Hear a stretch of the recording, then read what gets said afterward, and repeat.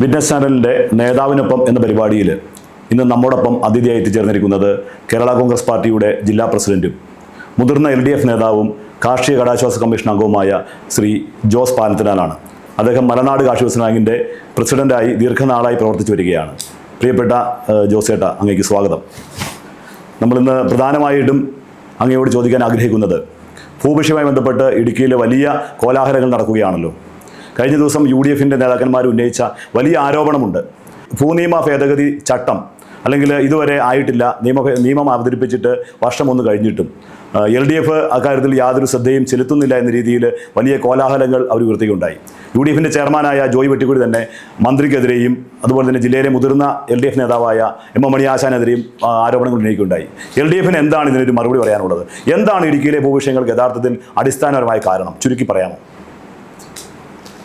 1960 ഭൂപതിവ് നിയമവും അതിൻ്റെ അടിസ്ഥാനത്തിൽ 1964 ഉണ്ടായ ഭൂപതിവ് ചട്ടങ്ങളും അത് രണ്ട് ഭേദഗതി ചെയ്യുവാൻ കേരള നിയമസഭ തീരുമാനിക്കുകയും അത് ചട്ടങ്ങളായി പുറത്തിറങ്ങുന്നതിനുള്ള നടപടികൾ പൂർത്തിയായിക്കൊണ്ടിരിക്കുകയാണ്. അത് വലിയ ജാഗ്രത വേണ്ട ഒരു വിഷയമാണ്. കാരണം നമ്മുടെ സംസ്ഥാനത്ത് ആദ്യമായി ഉണ്ടായ ഒരു നിയമവും അതിൻ്റെ അടിസ്ഥാനത്തിലുണ്ടായ ചട്ടങ്ങളും അതിനകത്ത് ആദ്യമായിട്ടാണ് സമഗ്രമായ ഒരു ഭേദഗതി ഉണ്ടാകുന്നത്. അപ്പോൾ അതിനെ സംബന്ധിച്ച് ഗവൺമെൻറ്റിൻ്റെ ഭാഗത്തു നിന്നും വേണ്ട നിയമോപദേശത്തിൻ്റെയും വേണ്ട ആലോചനകളുടെയും ഒക്കെ ഭാഗമായി എല്ലാ വിഭാഗം ജനങ്ങളുടെയും താല്പര്യങ്ങൾ സംരക്ഷിച്ചുകൊണ്ട് വേണം. കാരണം ഇത് വളരെ ലാഘവത്തോടുകൂടി കൈകാര്യം ചെയ്യാൻ കഴിയുന്ന ഒരു കാര്യമല്ല. കാരണം ഈ വിഷയം എന്ന് പറയുന്നത് നാളിതുവരെയും നടന്നിട്ടുള്ള നിർമ്മാണ പ്രവർത്തനങ്ങൾ, അത് വാണിജ്യ നിർമ്മാണ പ്രവർത്തനങ്ങൾ ഒരു കോടതി ഉത്തരവിലൂടെ അതെല്ലാം അനധികൃത നിർമ്മാണങ്ങളായി മാറി എന്നുള്ളതാണ് യാഥാർത്ഥ്യം. അപ്പോൾ സ്വാഭാവികമായും നാളിതുവരെയുള്ള മുഴുവൻ നിർമ്മാണ പ്രവർത്തനങ്ങളും അത് പൂർണ്ണമായും സംരക്ഷിക്കപ്പെടണം.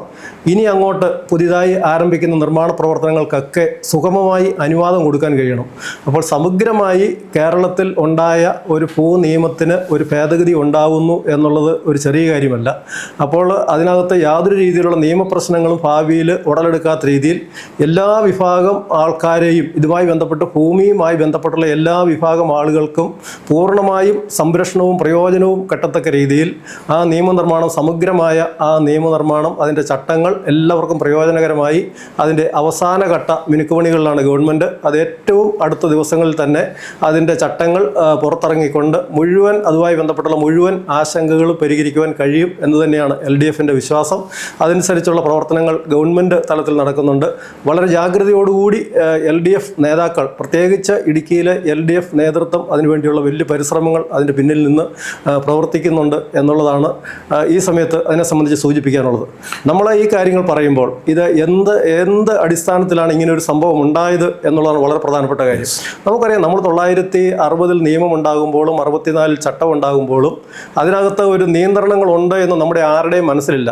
ഹൈറേഞ്ചിലെ മുഴുവൻ പട്ടണങ്ങളും സ്ഥിതി ചെയ്യുന്നത് ഈ നിയമം അനുസരിച്ച് കൊടുത്തിരിക്കുന്ന പട്ടയങ്ങളിലും ഈ റൂൾ അനുസരിച്ച് കൊടുത്തിരിക്കുന്ന പട്ടയങ്ങളിലുമാണ് എന്നുള്ളതാണ് യാഥാർത്ഥ്യം.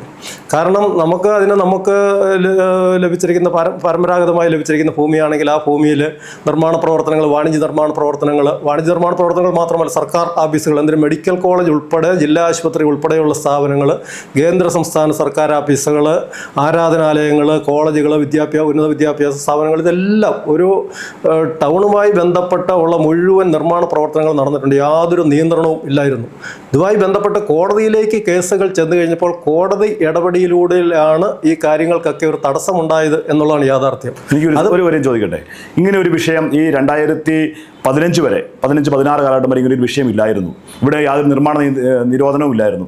അതിനുശേഷമാണ് ഇങ്ങനെ ഈ കാര്യങ്ങളിലേക്ക് വന്നത്. അതിനൊരു അടിസ്ഥാനപരമായി LDF പറയുന്ന ചില കാര്യങ്ങളുണ്ടല്ലോ. ഒരു കോൺഗ്രസ്സുകാരൻ തന്നെ ഇതിനൊരു കോടതിയിൽ ഒരു പരാതി കൊടുക്കുന്നു. ഇത് സംബന്ധിച്ച് പിന്നെയാണ് ഈ നിയമക്കുരുക്കളെല്ലാം വരുന്നത്. അതിനെ സംബന്ധിച്ചൊന്ന് പറയാമോ? 2010 ആണ് ഒരു കോടതിയുടെ പരാമർശനം ഉണ്ടാകുന്നത്. 2010 മുമ്പ് ഒരു പരിസ്ഥിതി സംഘടന ബഹുമാനപ്പെട്ട ഹൈക്കോടതിയിൽ കൊടുത്തൊരു കേസുമായി ബന്ധപ്പെട്ടാണ് 2010 ഹൈക്കോടതിയുടെ ഒരു പരാമർശനം ഉണ്ടാകുന്നത്. മൂന്നാർ മേഖല മേഖലയിൽ അനധികൃത നിർമ്മാണ പ്രവർത്തനങ്ങൾ നടക്കുന്നു. മൂന്നാർ മേഖലയിൽ നടക്കുന്ന നിർമ്മാണ പ്രവർത്തനങ്ങൾ സർക്കാർ ഭൂമിയിലാണോ സ്വകാര്യ വ്യക്തികളുടെ പട്ടയഭൂമിയിലാണോ എന്ന് വ്യക്തമാക്കുന്നതിന് വേണ്ടി ബന്ധപ്പെട്ട ഡിപ്പാർട്ട്മെൻറ്റിൽ നിന്നുള്ള NOCയോടുകൂടി മാത്രമേ നിർമ്മാണ പ്രവർത്തനങ്ങൾ നടത്താവുള്ളൂ എന്നുള്ളതാണ് കോടതിയുടെ പരാമർശനം. പരിസ്ഥിതി സംഘടന ആവശ്യപ്പെട്ടത് അനധികൃത നിർമ്മാണ പ്രവർത്തനങ്ങൾക്കെതിരെ നടപടി സ്വീകരിക്കണമെന്ന് ആവശ്യപ്പെട്ടുകൊണ്ടാണ് പരിസ്ഥിതി സംഘടനയുടെ ഹൈക്കോടതിയിലെ ഹർജി. അപ്പം 2010 കോടതിയുടെ പരാമർശനം ഉണ്ടാകുന്നു. 2016 ജില്ലാ കളക്ടറുടെ അതുമായി ബന്ധപ്പെട്ട് ആദ്യത്തെ ഒരു ഉത്തരവ് പുറത്തിറങ്ങുന്നത്. ആ ഉത്തരവിനകത്ത് ചെറിയൊരു അപാകതയുണ്ട്. കാരണം 2016 ജൂൺ മാസം എന്ന് പറയുന്നത് UDF ഗവൺമെൻറ് അധികാരത്തിൽ നിന്ന് പുറത്തേക്ക് പോകുന്നു, LDF ഗവൺമെൻറ് അധികാരത്തിലേക്ക് വരുന്ന ആ സമയമാണ്. ആ സമയത്ത് ജില്ലാ കളക്ടർ ഇറക്കിയ ഉത്തരവ് മൂന്നാർ മേഖല എന്ന് പരിസ്ഥിതി സംഘടന പറയുകയും ഹൈക്കോടതി പരാമർശിക്കുകയും ചെയ്ത മൂന്നാർ മേഖല, മൂന്നാർ ട്രൈബ്യൂണൽ മേഖലയിൽ വാണിജ്യ നിർമ്മാണ പ്രവർത്തനങ്ങൾ നടത്തണമെങ്കിൽ ബന്ധപ്പെട്ട ഡിപ്പാർട്ട്മെൻറ്റിൽ നിന്നും NOC വാങ്ങിയതിന് ശേഷമേ നടത്താവൂ എന്നാണ് ആദ്യത്തെ ജില്ലാ കളക്ടറുടെ ആ സർക്കുലർ. അപ്പോൾ അതിൻ്റെ അടിസ്ഥാനത്തിൽ 8 വില്ലേജുകൾ, മൂന്നാർ ട്രൈബ്യൂണൽ എന്ന് പറയുന്ന 8 വില്ലേജുകൾ ഉൾപ്പെട്ടതാണ്. അത് KDH വില്ലേജുണ്ട്, പള്ളിവാസലുണ്ട്, അത് ശാന്തമ്പാറയുണ്ട്, അതുപോലെ തന്നെ ബൈസമ്മാലിയുണ്ട്. അങ്ങനെ 8 വില്ലേജുകൾ അതിൻ്റെ പരിധിയിൽ വന്നു എന്നുള്ളതാണ്. അത് ശരിക്കും മൂന്നാർ പ്രദേശത്തിൻ്റെ ഒരു ഹർജിക്ക് വേണ്ടി മൂന്നാർ ട്രൈബ്യൂണൽ എന്ന് ഉപയോഗിച്ചത് തന്നെ തെറ്റായ ഒരു കാര്യമാണ്. അപ്പോൾ സ്വാഭാവികമായും അതുമായി ബന്ധപ്പെട്ട കക്ഷികൾ പലരും കോടതിയിൽ ഈ കേസിനകത്ത് കക്ഷി ചേർന്നു. അതിൻ്റെ ഭാഗമായി ബൈസമ്മാലിയിലെ ഒരു പഞ്ചായത്ത് മെമ്പർ ഇപ്പോഴത്തെ ഒരു MLA, അന്ന് അദ്ദേഹം MLA അല്ല, ഒരു MLA വഴി വക്കാലത്ത് കൊടുത്ത് ഇങ്ങനെ ഞങ്ങൾക്ക് നിർമ്മാണ പ്രവർത്തനങ്ങൾ, വാണിജ്യ നിർമ്മാണ പ്രവർത്തനങ്ങൾ നടത്തുന്നതിന് ഞങ്ങളുടെ 8 വില്ലേജുകളിൽ നിയന്ത്രണങ്ങൾ ഏർപ്പെടുത്തിയിരിക്കുന്നു. അത് ഈ നിയമം അനുസരിച്ചാണ്. കാരണം 960 നിയമവും 64 ചട്ടവും അനുസരിച്ചാണ് ഞങ്ങൾക്ക് നിയന്ത്രണം ഏർപ്പെടുത്തിയിരിക്കുന്നത്. അവിടെ ആ ഭൂമി നൽകിയിരിക്കുന്നത് കൃഷി ആവശ്യത്തിനും അതുപോലെ തന്നെ വീട് വെച്ച് താമസിക്കുന്നതിന് മാത്രമേ ഭൂമി ഉപയോഗിക്കാൻ കഴിയുള്ളൂ. അതുകൊണ്ട് ഞങ്ങൾക്ക് ഈ പട്ടയത്തിനകത്തുള്ള ഈ നിയന്ത്രണങ്ങൾ ഞങ്ങൾക്ക് മാത്രം ബാധകമാക്കിയിരിക്കുന്നു എന്നുള്ളതാണ് അവരുടെ ഒരു പരാമർശനം. കാരണം കേരള സംസ്ഥാനം ആകെയുള്ള നിയമത്തിൽ ഞങ്ങൾക്ക് 8 വില്ലേജുകൾക്ക് ഇത് ബാധകമാക്കിയിരിക്കുന്നു എന്ന് ചൂണ്ടിക്കാണിച്ച് കോടതിയിൽ ഹർജി കൊടുക്കുന്നു. കോടതി ഗവൺമെൻറ്റിനോട് അഭിപ്രായം ചോദിക്കുന്നു. അത് ജില്ലയിലാകെ വ്യാപകമാക്കിക്കൊണ്ട് റവന്യൂ പ്രിൻസിപ്പൽ സെക്രട്ടറി ഒരു ഉത്തരവിറക്കുന്നു. അതിനുശേഷം വീണ്ടും ഹർജിക്കാർ കോടതിയെ സമീപിക്കുന്നു. ഈ നിയമം എന്ന് പറയുന്നത് ഇത് കേരളമാകെ ബാധകമുള്ളതാണ്, ഞങ്ങൾക്ക് മാത്രം ബാധകമാക്കി ഇങ്ങനെ ഒരു നിയമം ഉത്തരവിടുന്നത് ശരിയല്ല എന്നുള്ള കോടതിയുടെ നിരീക്ഷണം, ഹർജിക്കാരൻ്റെ ആവശ്യം, ഇതൊക്കെ പരിഗണിച്ച് കേരള സംസ്ഥാനമാകെ നിയന്ത്രണങ്ങൾ ഏർപ്പെടുത്തുവാൻ, കാരണം ഏത് ആവശ്യത്തിന് വേണ്ടിയാണ് നിയന്ത്രണങ്ങൾ ഏർപ്പെടുത്തുമല്ലോ. കോടതി പറഞ്ഞത് എന്ത് ആവശ്യത്തിനാണോ പട്ടയം നൽകിയിരിക്കുന്നത് ആ പട്ടയം കൊടുത്തിരിക്കുന്ന ആവശ്യങ്ങൾക്ക് വേണ്ടി മാത്രമേ ഭൂമി വിനിയോഗിക്കാൻ പാടുള്ളൂ. അപ്പോൾ സ്വാഭാവികമായും നാളിതുവരെയും വിനിയോഗിച്ചതൊക്കെ ക്രമവിരുദ്ധമായി അല്ലെങ്കിൽ നിയമവിരുദ്ധമായി മാറി ഇനി അങ്ങോട്ട് പുതിയതിന് അനുവാദം കൊടുക്കാൻ കഴിയാത്ത സാഹചര്യം സർക്കാരിൻ്റെ മുമ്പിലുണ്ടായി. സർക്കാർ പറഞ്ഞ് ഞങ്ങൾ നിയമനിർമ്മാണം നടത്താൻ പോവുകയാണ്, മൂന്നാറിന് വേണ്ടി മാത്രം പ്രത്യേകമായ കെട്ടിട നിർമ്മാണ ചട്ടങ്ങൾ ഉണ്ടാക്കാൻ പോവുകയാണ് എന്ന് കോടതിയെ ബോധ്യപ്പെടുത്തി. പക്ഷേ കോടതി റവന്യൂ പ്രിൻസിപ്പൽ സെക്രട്ടറിക്കും തദ്ദേശ സ്വയംഭരണ സെക്രട്ടറിക്കും നേരിട്ട് നിർദ്ദേശം കൊടുത്തു. എന്താവശ്യത്തിനാണോ ഭൂമി പതിച്ചു നൽകിയിരിക്കുന്നത് ആ ആവശ്യങ്ങൾക്ക് മാത്രമേ ഭൂമി വിനിയോഗിക്കാൻ പാടുള്ളൂ. കാരണം കൃഷി ചെയ്യുന്നതിനും വീട് വയ്ക്കുന്നതിനും മാത്രമേ ഉപയോഗിക്കാൻ പാടുള്ളൂ. അപ്പോൾ നാളിതുവരെയും നമ്മുടെ പ്രത്യേകിച്ച് കേരളമാകെ ബാധകമാകുന്ന നിയമമാണെങ്കിലും ഇടുക്കി ജില്ലയെ സംബന്ധിച്ചിടത്തോളം ഇടുക്കി ജില്ലയിലാണ് ഏറ്റവും കൂടുതൽ ഈ റൂൾ അനുസരിച്ച് പട്ടയങ്ങൾ കൊടുത്തിരിക്കുന്നത്. അപ്പോൾ ഇടുക്കിയിലെ ടൗൺഷിപ്പുകളെല്ലാം ഉയർന്നു വന്നിരിക്കുന്നത്, പ്രധാനപ്പെട്ട സ്ഥാപനങ്ങളെല്ലാം ഉയർന്നു വന്നിരിക്കുന്നത് ഈ പട്ടയഭൂമിയിലാണ്. ഇടുക്കി ജില്ലയിൽ ഈ നിയന്ത്രണത്തിൻ്റെ ഏറ്റവും വലിയ ദൂഷ്യ വശങ്ങൾ അനുഭവിക്കേണ്ടി വന്നു എന്നുള്ളതാണ്. ഇവിടെ എല്ലാവർക്കും ഒരേ അഭിപ്രായമാണ്. കാരണം ഇത് ഭേദഗതിയാണ്. മുഖ്യമന്ത്രി തന്നെ 2019 ഒരു മീറ്റിംഗ് വിളിച്ചു. അവിടെ ആ മീറ്റിങ്ങിനകത്ത് ഐക്യകണ്ഠേന എല്ലാവരും അഭിപ്രായപ്പെട്ടു. മുഖ്യമന്ത്രി തീരുമാനം പറഞ്ഞു, നിയമം ഭേദഗതി ചെയ്യാൻ ഗവൺമെൻറ് തീരുമാനിച്ചിരിക്കുന്നു, ചട്ടം ഭേദഗതി ചെയ്യാൻ തീരുമാനിച്ചിരിക്കുന്നു, മൂന്നാറിന് വേണ്ടി പ്രത്യേക കെട്ടിട നിർമ്മാണ ചട്ടങ്ങൾ ഉണ്ടാക്കാം. കാരണം പരിസ്ഥിതി പ്രാധാന്യമുള്ള സ്ഥലമായതുകൊണ്ട് മൂന്നാർ മേഖലയിൽ ചില നിയന്ത്രണങ്ങൾ ആവശ്യമാണ് എന്നുള്ള കാര്യത്തിനകത്തും ആർക്കും അഭിപ്രായ വ്യത്യാസമില്ല. പക്ഷേ അത് സുപ്രീം കോടതിയിലേക്ക് ഗവൺമെൻറ് പോയി, ഹൈക്കോടതി വിധിയിൽ ഇളവ് കിട്ടണമെന്ന് പറഞ്ഞ് സുപ്രീം കോടതിയിലേക്ക് പോകുന്നു. സുപ്രീം കോടതി കേസ് തള്ളുന്നു. കേരള നിയമസഭ ഐക്യകണ്ഠേന നിയമം പാസ്സാക്കി നിയമവും ഭേദഗതി ചെയ്യാൻ തീരുമാനിക്കുന്നു. അവിടെയും തടസ്സവാദങ്ങൾ ഉന്നയിച്ചുകൊണ്ട് പ്രതിപക്ഷം ഏറ്റു എന്നുള്ളതാണ് യാഥാർത്ഥ്യം. കാരണം ഹർജിക്കാരുടെ വക്കീൽ തന്നെ നിയമസഭാംഗമായി അദ്ദേഹം തന്നെ ഇത് ഈ നിയമം ഈ ബില്ല് അവതരിപ്പിക്കുന്നതിനെതിരെ തടസ്സവാദവുമായി റോഷി കൈകൂപ്പി ഈ ബില്ല് ഇടുക്കിയിലെ ജനങ്ങൾക്ക് വേണ്ടിയാണ്, ഉപദ്രവിക്കരുതെന്ന് പറഞ്ഞ കാര്യം ഞാൻ ഓർക്കുകയാണ്. അല്ല, റോഷി ആശുപത്രിയിൽ മെഡിക്കൽ കോളേജിൽ അഡ്മിറ്റ് ആയിരുന്ന റോഷി ഈ ബില്ലിൻ്റെ ചർച്ചയിൽ പങ്കെടുക്കുന്നതിനും ഇത് നേരിട്ട് കാണുന്നതിനും കാരണം ഇതൊരു ചരിത്ര മുഹൂർത്തമാണ്.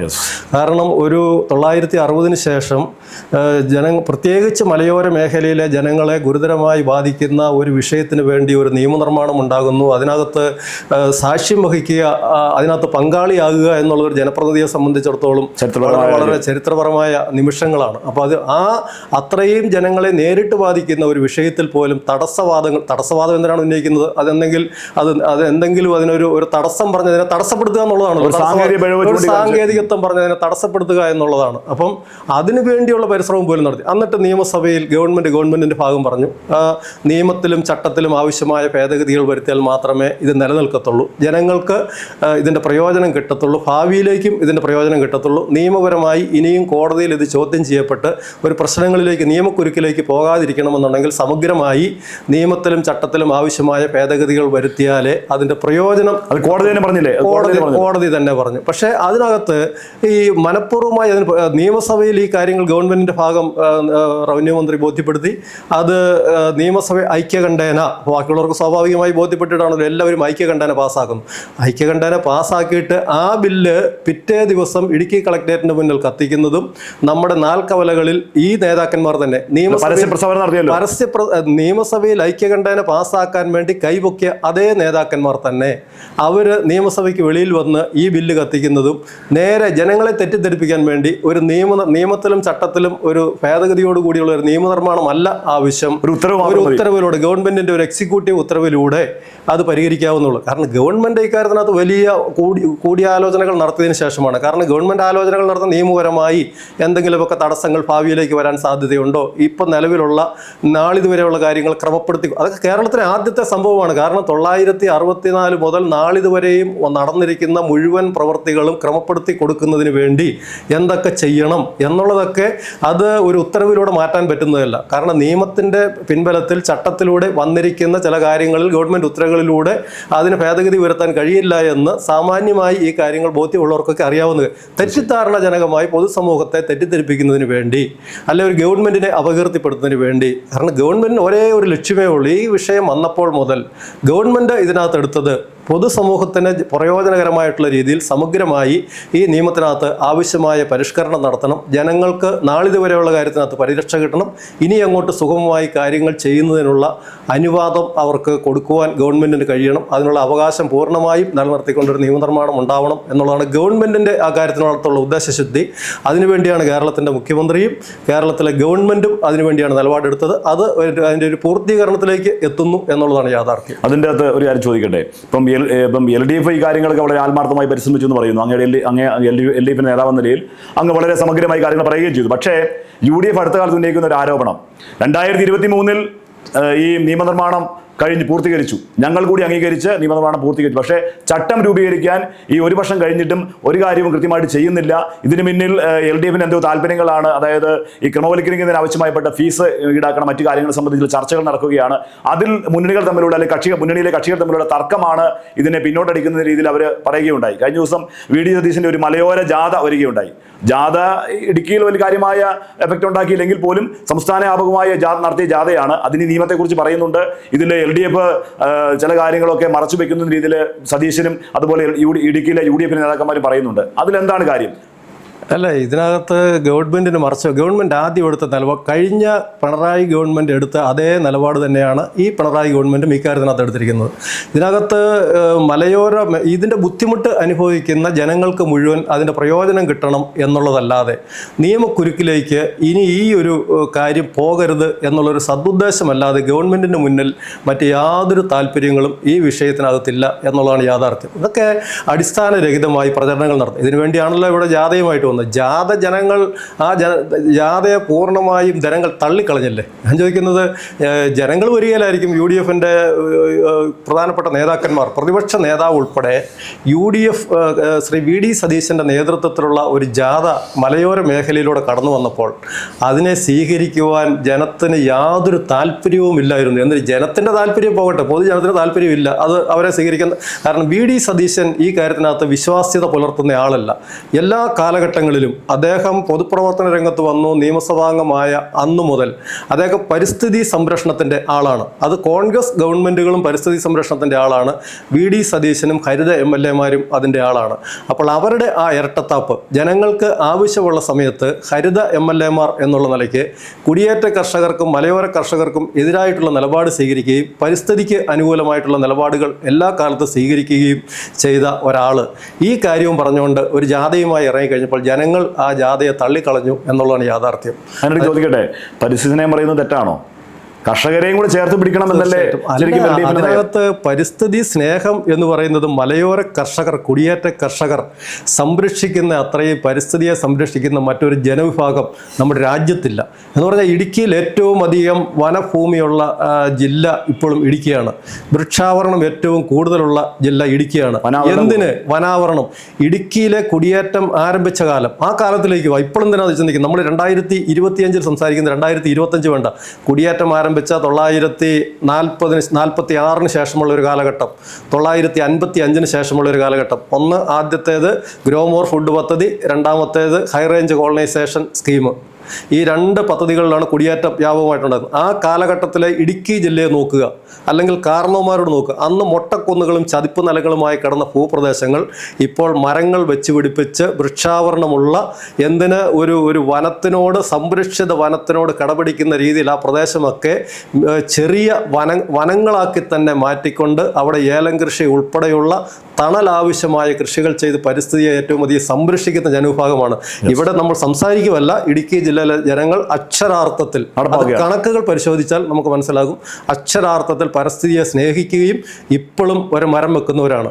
ഇതൊന്നും പരിസ്ഥിതിയെക്കുറിച്ച് പറയുന്നത് നമ്മൾ എവിടെയെങ്കിലും AC റൂമിലിരുന്ന് ടൗണുകളിലിരുന്ന് ചാനലിൻ്റെ മുന്നിൽ സംസാരിക്കുന്ന പോലെയല്ല. പറമ്പിലിറങ്ങി മരം വെച്ച് അതിനെ സംരക്ഷിച്ച് അതിൻ്റെ പ്രയോജനം എടുക്കുന്നവരാണ് ഇടുക്കി ജില്ലയിലെ കർഷകർ. അവരെ പരിസ്ഥിതിയുടെ കാര്യം പറഞ്ഞ ആരും, ആ ഒരു കാര്യം പറഞ്ഞ് ഇടുക്കിയിലെ ജനങ്ങളെ, കുടിയേറ്റ കൃഷിക്കാരെ ആരും മാറ്റി നിർത്തേണ്ട. അതൊക്കെ അവരവരുടെ രാഷ്ട്രീയ താല്പര്യത്തിനും സംരക്ഷണത്തിനും വേണ്ടി പറയുന്ന കാര്യങ്ങൾ എന്നുള്ളതല്ലാതെ ഇതൊക്കെ ഇവിടെ സംരക്ഷിക്കുന്നവരാണ്. ഇതിനെക്കുറിച്ചൊക്കെ ഇടുക്കിക്കാർക്കും കുടിയേറ്റ കർഷകർക്കും നല്ല ബോധ്യമുണ്ട്. അവർ പഠിപ്പിച്ചിരിക്കുന്നത് അതാണ്, കാരണവന്മാർ പഠിപ്പിച്ചിരിക്കുന്നതാണ്. ആ പാരമ്പര്യം അനുസരിച്ച് തന്നെ ഇതൊക്കെ സംരക്ഷിച്ച് അവർ മുന്നോട്ട് പോകും. ഈ സതീശന്റെ ജാഥ പൊളിയാനുള്ളൊരു കാരണം കോൺഗ്രസിൽ തന്നെ രണ്ട് വിഭാഗം വന്നു. കാരണം സതീശൻ ഇപ്പം മുഖ്യമന്ത്രി കസേര ലക്ഷ്യം കണ്ടുകൊണ്ടാണ് യാത്ര നടത്തുന്നത്. ഭംഗ്യന്തരേണ സുധാകരനും അതുപോലെ തന്നെ കോൺഗ്രസിന് മറ്റു നേതാക്കന്മാർ പറഞ്ഞു കഴിഞ്ഞു. ഈ കോൺഗ്രസിന് ഒരു ഇരട്ടത്താപ്പുണ്ടെന്ന് അങ്ങ് പലപ്പോഴും ചാനലുകൾ പറയുന്നത് കേട്ടിട്ടുണ്ട്. കാരണം കോൺഗ്രസിന്റെ ഒരു സമീപനം കഴിഞ്ഞ കാലങ്ങളിൽ 80ലെയും 72ലെയും കേന്ദ്ര നിയമങ്ങളാണ് ശരിക്കും ഇടുക്കിയിലെ ജനങ്ങളെ ഇത്രമാത്രം ദുരിതത്തിലാക്കിയത്. ആ ഒരു നിയമം കൊണ്ടുവരികയും അതിനുവേണ്ടി പരിസ്ഥിതിക്ക് വേണ്ടി കർഷകരെ അപമാനിച്ചുകൊണ്ട് പരിസ്ഥിതി സൗഹൃദം നടിക്കുകയും ചെയ്യുന്ന കോൺഗ്രസ്സുകാർ ഇപ്പോൾ ഈ കർഷക സ്നേഹം പറഞ്ഞിരിക്കുന്നതിന് പിന്നിൽ എന്തെങ്കിലും രാഷ്ട്രീയ ലാക്കുണ്ടോ, അതോ തെരഞ്ഞെടുപ്പൊക്കെ അടുക്കാറായതിൻ്റെ ഒരു വേവലാതി കൊണ്ട് എങ്ങനെയെങ്കിലും ഇടുക്കിയിലെ ജനങ്ങൾക്ക് ഇങ്ങനെ ഒരു നിയമം പാസ്സായി കിട്ടിക്കഴിഞ്ഞാൽ LDFന് മേൽക്കൈ ഉണ്ടാകും, കേരള കോൺഗ്രസ് എമ്മിന് മേൽക്കൈ ഉണ്ടാകും, CPMന് മേൽക്കൈ ഉണ്ടാകും, അത് മനസ്സിലാക്കിക്കൊണ്ട് ജനങ്ങളെ തെറ്റിദ്ധരിപ്പിക്കാനുള്ള ഒരു ശ്രമമാണോ? അങ്ങനെ LDF ആരോപണം ഉന്നയിക്കുന്നുണ്ടല്ലോ, അതിനെ സംബന്ധിച്ചൊന്ന് പറയാമോ? അല്ല, LDF പറയുന്ന കാര്യങ്ങൾ പൂർണ്ണമായും ശരിയല്ലേ.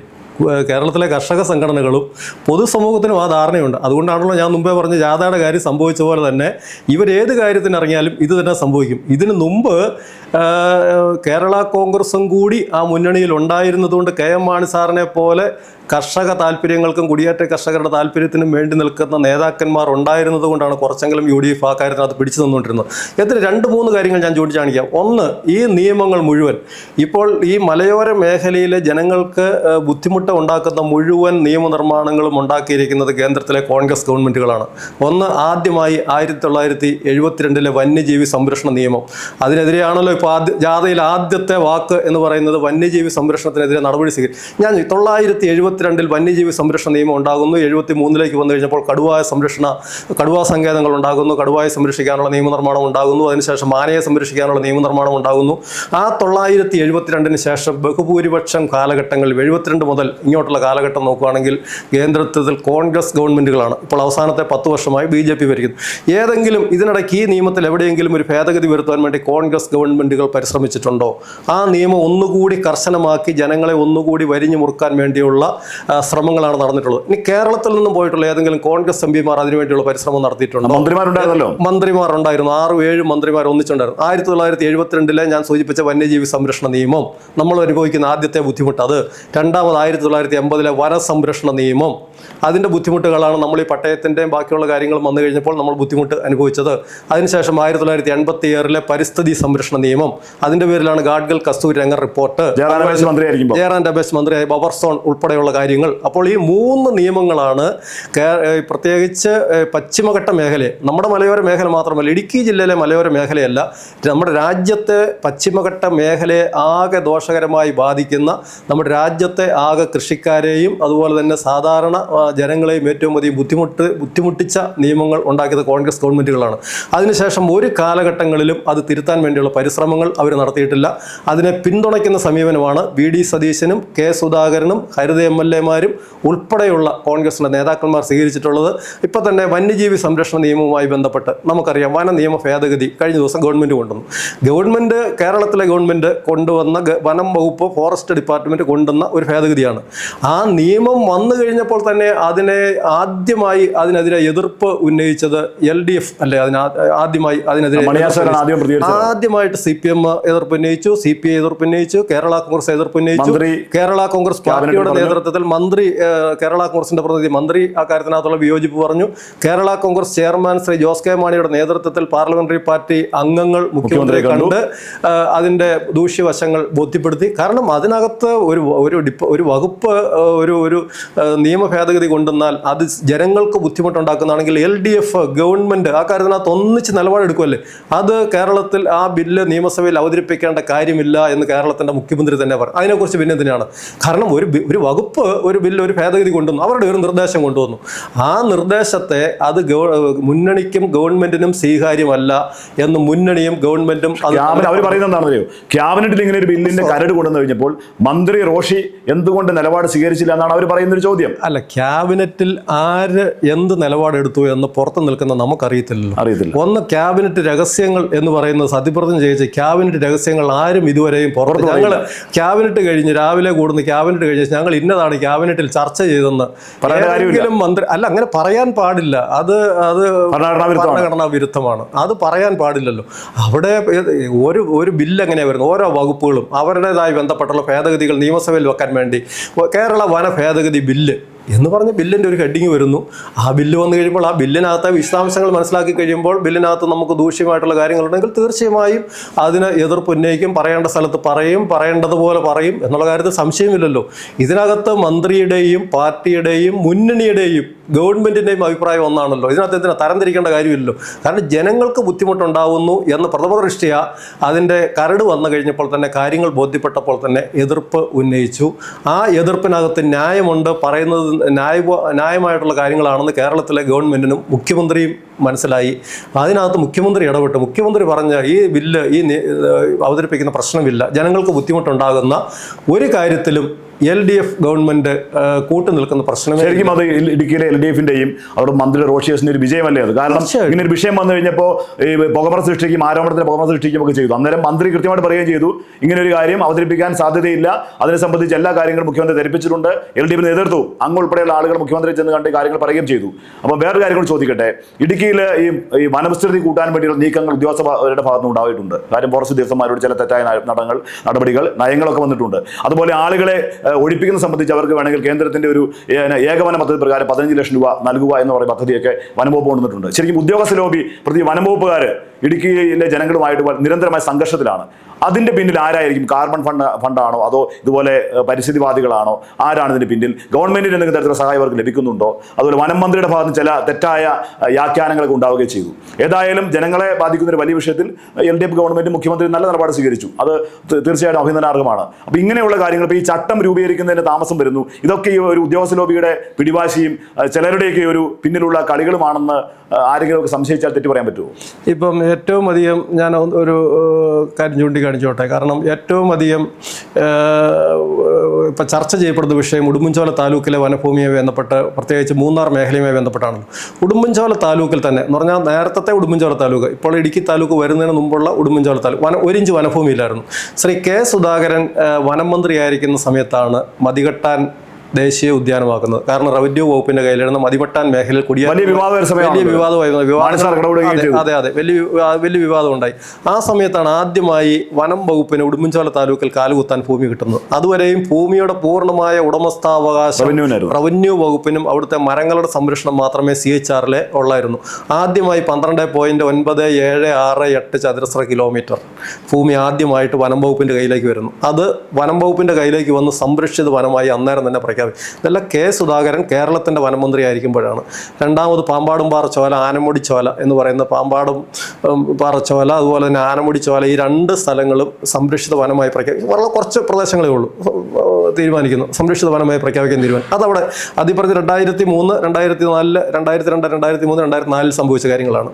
അതിനുശേഷം നമ്മളിങ്ങോട്ട് നോക്കിയാൽ എല്ലാ കാലഘട്ടങ്ങളിലും കോൺഗ്രസ് ഗവൺമെൻറ്റുകൾ ആണ് ഇതിനു വേണ്ടിയുള്ള ഒരു ശ്രമം നടത്തിയിട്ടുള്ളത്. കോൺഗ്രസിൻ്റെ വനമന്ത്രിമാർ ഇപ്പോൾ 1-2 പ്രപ്പോസലുകൾ ഗവൺമെൻറ് വനം വകുപ്പിൻ്റെ ഭാഗത്തു നിന്ന് വന്നു. ഈ പറഞ്ഞ നമ്മുടെ ആനയിറങ്ങലുമായി ബന്ധപ്പെട്ടും ചെങ്ങളവുമായി ബന്ധപ്പെട്ടൊക്കെ അതിനെ നമ്മൾ ശക്തിയായി ആ കാര്യത്തെ ശക്തമായി അതിനകത്ത് വിയോജിപ്പ്, മുന്നണി പാർട്ടിയുടെ വിയോജിപ്പ്, കേരള കോൺഗ്രസിൻ്റെ വിയോജിപ്പ് പറഞ്ഞു കഴിഞ്ഞു.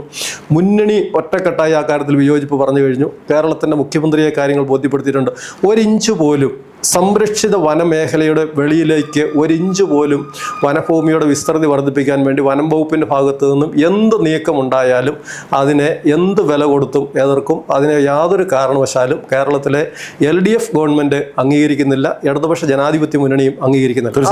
അതിന് കാരണമുണ്ട്. അതിന് 2 കാരണങ്ങൾ.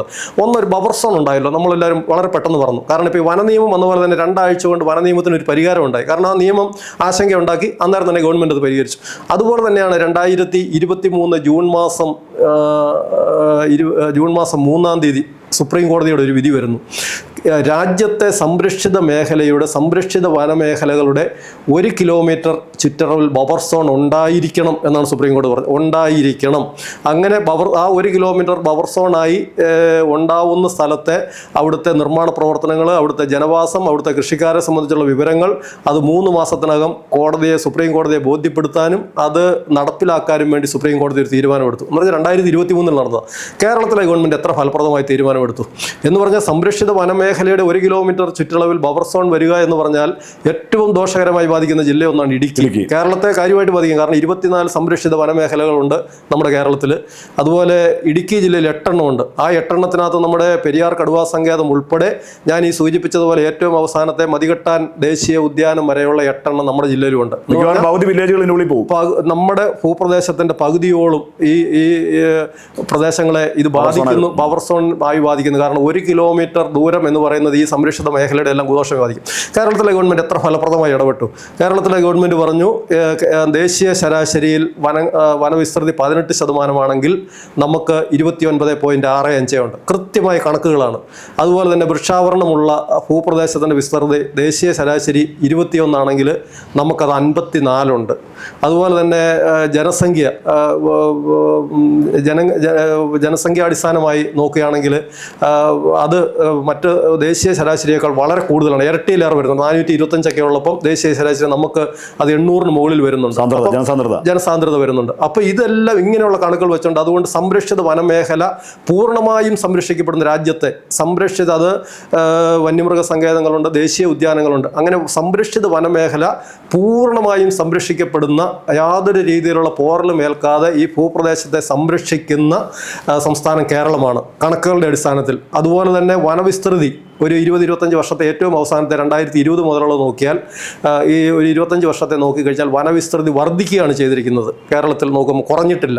അപ്പോൾ ഇതൊക്കെ വെച്ച് കേരളത്തിൽ സംരക്ഷിത വനമേഖലയ്ക്കുള്ളിൽ മാത്രം ഇത് നിർത്തണം. 1 കിലോമീറ്റർ ചുറ്റളവിൽ ബഫർ സോൺ എന്നുള്ളതിൽ നിന്ന് കേരളത്തെ ഒഴിവാക്കണം എന്ന് പറഞ്ഞ് കേരള നിയമസഭ ഐക്യകണ്ഠേന പ്രമേയം പാസ്സാക്കുന്നു. അതുപോലെ തന്നെ മുഖ്യമന്ത്രി ചീഫ് സെക്രട്ടറി സുപ്രീം കോടതിയിൽ ഇതുമായി ബന്ധപ്പെട്ട് കേരളത്തിൻ്റെ അവിടവിറ്റ് കൊടുക്കുന്നു. അങ്ങനെ വേണ്ട കാര്യങ്ങളെല്ലാം ചെയ്ത് ആദ്യത്തെ സിറ്റിങ്ങിൽ തന്നെ സുപ്രീം കോടതി പറഞ്ഞു കേരളത്തിൻ്റെ ആവശ്യങ്ങൾ ന്യായമാണ്, ഇത് പരിഹരിക്കപ്പെടേണ്ടതാണ് എന്നും പറഞ്ഞ് കേരളത്തിൻ്റെ ആവശ്യത്തെ ആദ്യം തന്നെ പരിഗണിക്കുന്ന കാഴ്ച നമ്മൾ കാണുകയുണ്ടായി. കേരള കോൺഗ്രസും വളരെ ശക്തമായി ഈ പറഞ്ഞ വനഭേദഗതി നിയമത്തിൻ്റെ കാര്യത്തിനകത്തും ഈ പറഞ്ഞ ഭൂപതിവ് ഭേദഗതിയുടെ കാര്യത്തിനകത്തും LDFിലും ഗവൺമെൻറ്റിലും അഭിപ്രായം പറഞ്ഞ പോലെ കേരള കോൺഗ്രസ് ചെയർമാൻ്റെ നേതൃത്വത്തിൽ മുഖ്യമന്ത്രിയെ കണ്ട് കേരള കോൺഗ്രസിൻ്റെ നിർദ്ദേശങ്ങൾ ആദ്യമായി സമഗ്രമായി നിർദ്ദേശങ്ങൾ കണ്ടു. സുപ്രീം കോടതി വെച്ചിരുന്ന എംപവേർഡ് കമ്മിറ്റിയും പാർട്ടി ചെയർമാൻ പൊളിറ്റിക്കൽ പാർട്ടി ഈ വിഷയവുമായി ബന്ധപ്പെട്ട് ബന്ധപ്പെട്ട് നമ്മുടെ രാജ്യത്തെ രാഷ്ട്രീയ പാർട്ടികളിൽ കേരള കോൺഗ്രസ് ആണ് സുപ്രീം കോടതി ഈ വിഷയങ്ങൾ പഠിക്കുന്നതിന് വേണ്ടി നിയോഗിച്ച എംപവേർഡ് കമ്മിറ്റിയുടെ മുമ്പിൽ കേരളത്തിന്റെ വിഷയങ്ങൾ സമഗ്രമായി മുഴുവൻ കാര്യങ്ങളും പറഞ്ഞൊരു പുസ്തകമാക്കി അത് എല്ലാ കാര്യങ്ങളെ സംബന്ധിച്ച് ഡീറ്റെയിൽ ആയി പറഞ്ഞു. ഒരു പാർട്ടി എന്നുള്ള നിലയ്ക്ക് ഉത്തരവാദിത്വ ബോധത്തോടു കൂടി ജനങ്ങൾക്ക് ബുദ്ധിമുട്ട് ഉണ്ടാകുന്ന ഒരു കാര്യത്തിന് പരിഹാരം കാണുവാൻ വേണ്ടി അത് ഉത്തരവാദിത്വ ബോധത്തോടു കൂടി പെരുമാറുന്നു. അതാദ്യം പറയേണ്ടത് കേരളത്തിലെ LDFന്റെ ഭാഗമായിട്ടുള്ള പാർട്ടി എന്നുള്ള നിലയ്ക്ക് LDFൽ ഈ കാര്യങ്ങൾ പറയുകയും LDFൽ പറയുമ്പോൾ LDFന് വിയോജിപ്പില്ല, LDF പൂർണ്ണമായും അതിനോട് യോജിക്കുന്നു.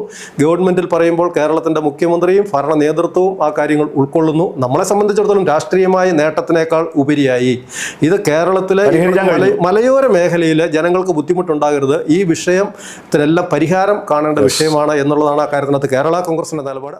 ഇടുക്കിയിലെ ഭൂവിഷയം സംബന്ധിച്ച് അങ്ങ് വളരെ ആധികാരികമായി അതിന് തുടക്കം എങ്ങനെയാണ് അതിൻ്റെ നാടുവഴികളെ സംബന്ധിച്ച് ഭംഗിയായി പറയുകയും ചെയ്തു. ഇടുക്കിയിലെ ഭൂവിഷയത്തിൽ ബഹുമാനപ്പെട്ട ഇടുക്കിയുടെ മന്ത്രി റോഷി അഗസ്റ്റിനും ഇടുക്കിയുടെ LDF നേതൃത്വവും പ്രത്യേകിച്ച് മണിയാശാൻ അടക്കമുള്ള ആളുകൾ വഹിച്ച പങ്ക്, അങ്ങും ആ ഒരു നിവേദക സംഘത്തിൽ അംഗമായിരുന്നു. മുഖ്യമന്ത്രി കണ്ട് കാര്യങ്ങൾ കൃത്യമായിട്ട് ബോധിപ്പിക്കാൻ കഴിഞ്ഞു. വളരെ ഭംഗിയായി സമഗ്രമായി ആ കാര്യങ്ങൾ ജനങ്ങൾക്ക് ഗുണകരമായ വിധത്തിൽ പരിഹരിക്കാൻ കഴിഞ്ഞു. പക്ഷേ ചട്ടം രൂപീകരിക്കാൻ അല്പം താമസം വരുന്നു എന്നുള്ളൊരു സത്യമായ കാര്യമാണ്. ഏതായാലും അതും കൂടി താമസവിന പരിഹരിക്കുമെന്ന് അങ്ങനെ വാക്കുകൾക്ക് ഞങ്ങൾക്ക് വിശ്വാസമുണ്ട്. ഏതായാലും വിഷയത്തിൽ ഇടപെടുകയും ഭംഗിയായി ഇടുക്കിയിലെ ഒരു വലിയ 60 വർഷക്കാലം ഇടുക്കിയിലെ ജനങ്ങൾക്ക് മുമ്പിൽ അവരുടെ തലയ്ക്ക് മീതെ തൂങ്ങിക്കിടുന്ന ഒരു ഡെമോക്രാസിന്റെ വാളായിരുന്നു ഇടുക്കിയിലെ ഈ കഴിഞ്ഞ കാലങ്ങളിൽ ഉണ്ടായിരുന്ന 64-ലെ ഭൂനിയമവും ഭേദഗതി ചട്ടവും. അപ്പോൾ അതേതായാലും പരിഹരിക്കുവാൻ കഴിഞ്ഞു എന്നുള്ളതിൽ ചാരിതാർത്ഥ്യം അങ്ങേക്കുണ്ട്. അത് നിങ്ങൾക്ക് എല്ലാവർക്കും ആ കാര്യത്തിൽ വളരെ സംതൃപ്തിയുമുള്ള ഒരു സമീപനമാണ് ഗവൺമെന്റ് സ്വീകരിച്ചതെന്ന് നമുക്കറിയാൻ കഴിഞ്ഞു. ഏതായാലും ഈ വിഷയത്തിൽ ഇത്രയും എളുപ്പത്തിൽ കാര്യങ്ങൾ ചെയ്യാൻ കഴിഞ്ഞത് കേരള കോൺഗ്രസ് പാർട്ടിയുടെ അങ്ങ് പ്രതിനിധീകരിക്കുന്ന പാർട്ടിയുടെ ഇടപെടൽ കൂടി ഉണ്ടായതിന്റെ ഫലമായിട്ടാണെന്ന് അങ്ങ് വിശദമായി പറയുകയും ചെയ്തു. ഏതായാലും ഈ ചർച്ചയിൽ ഞങ്ങളോട് പങ്കെടുത്തതിന്, ഞങ്ങളോട് സഹകരിച്ചതിന് അങ്ങേക്ക് നന്ദി. നമസ്കാരം. Thank you.